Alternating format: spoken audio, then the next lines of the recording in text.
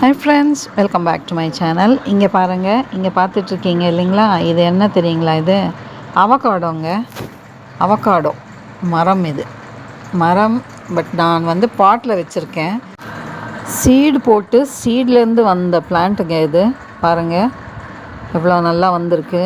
இது இந்நேரத்துக்கு நான் கிரவுண்டில் வச்சுருந்தேன்னா நிறைய பலன் கொடுத்துருக்கோம், ஃப்ரூட்ஸ் நிறைய ஈல்டு கொடுத்துருக்கோம். பட் இது பாட்டில் வச்சதால் பாவம் அதால் நல்லா வளர முடியல.